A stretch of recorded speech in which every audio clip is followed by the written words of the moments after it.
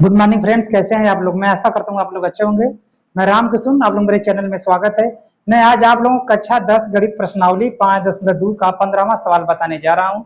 देखिए 15वां सवाल क्या है। क्वेश्चन 15 है, n के किस मान के लिए दोनों समांतर श्रेणियां यानी 63, 65, 67 डॉट डॉट और 3, 10, 17 डॉट डॉट के nवें पद बराबर होंगे। यानी दो समांतर श्रेणियां दी हैं।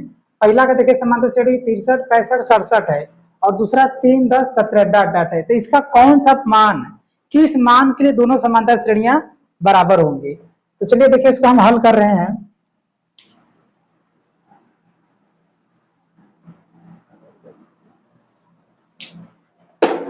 देखिए देखिए ए बराबर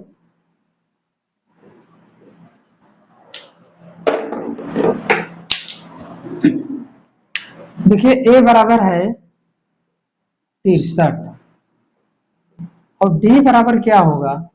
ये जो जो पहला देखिए समांतर श्रेणी, इसका पहला पद ए बराबर 63 हो गया और डी क्या होगा, a2 में से a1 घटाएंगे तो निकलता है डी, a2 माइनस a1। देखिए a2 का मान क्या है 65 और a1 का मान पहला पद क्या है 63। देखिए d बराबर होता है a2 माइनस a1। तो देखिए ये a1 है, ये a2 है, तो यह d बराबर क्या होगा, a2 का मान देखिए 65 है और a1 का मान है 63। तो 65 में 63 घटा तो क्या हो गया 2, यानी d का मान आ गया 2। और देखिए इसी तरह से देखिए इधर छोट स्मॉल a बराबर है 3 और d बराबर क्या होगा a2 minus a1, a2 minus a1। अब यहां पर देखिए a2 क्या है 10 और a1 क्या है 3। अब देखिए 10 में से 3 घटाएंगे तो 7, यानी d का मान हो गया 7। अब देखिए हम इसको हल कर रहे हैं।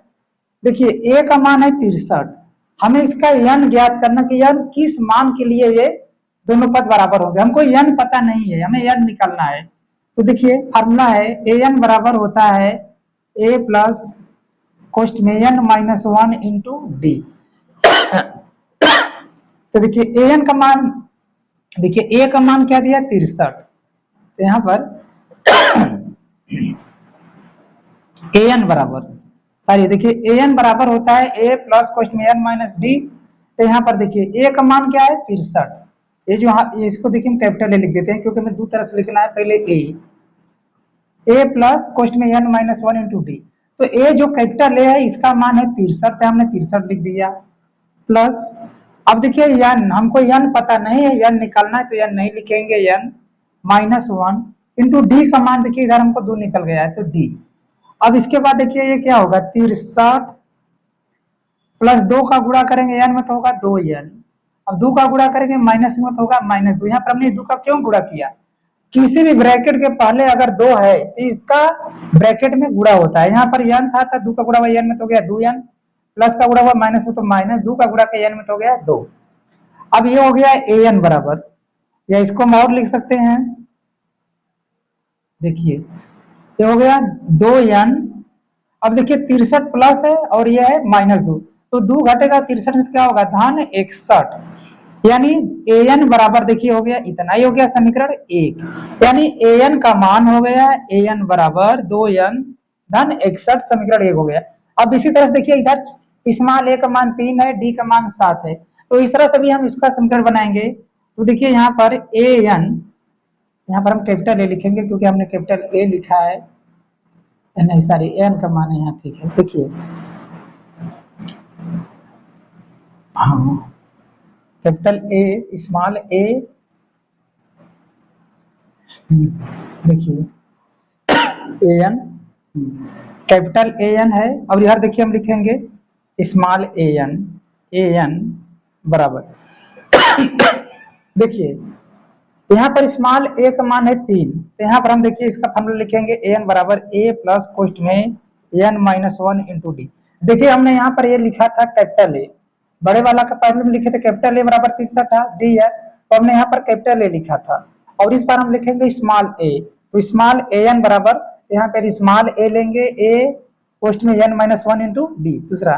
तो ए एन बराबर देखिए ए का मान यहाँ से क्या आ जाएगा 3, प्लस इधर से देखिए n हमको नहीं पता है, तो n माइनस 1, डी का मान यहाँ पर हमको 7 मिला है। तो यहाँ से देखिए an बराबर है, फिर यहाँ पर an बराबर होगा, an बराबर 3 धन, देखिए 7 का गुणा होगा n में तो होगा 7n माइनस 7।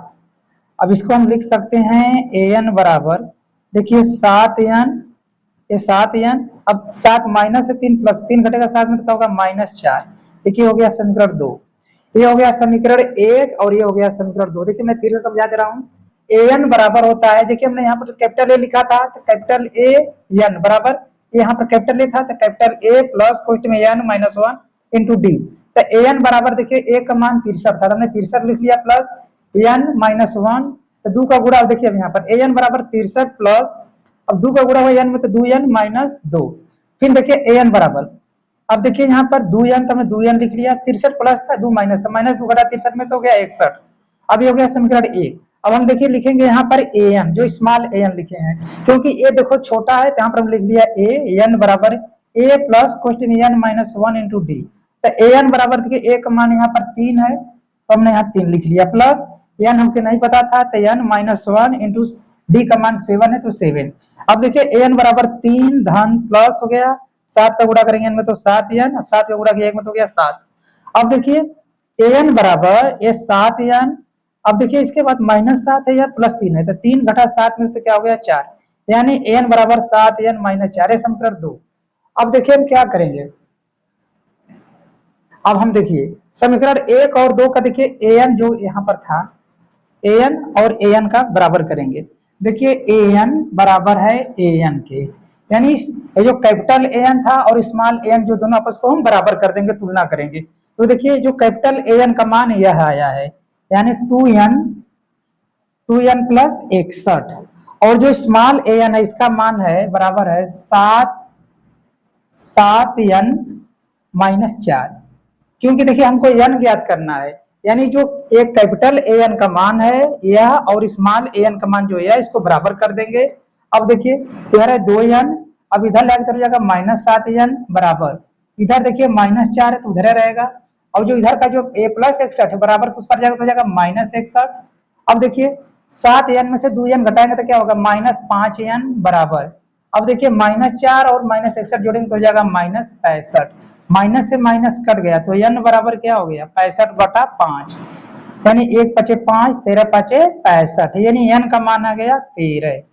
यानी n के किस मान के लिए वे दोनों बराबर होंगे, दिया था सवाल n के किस मान के लिए दोनों समांतर श्रेणियां बराबर होंगी, तो लिखेंगे n के 13वें मान, यानी n बराबर 13, जो संख्या क्या है 13वां, यानी 13वां पद इसका आपस में बराबर होगा।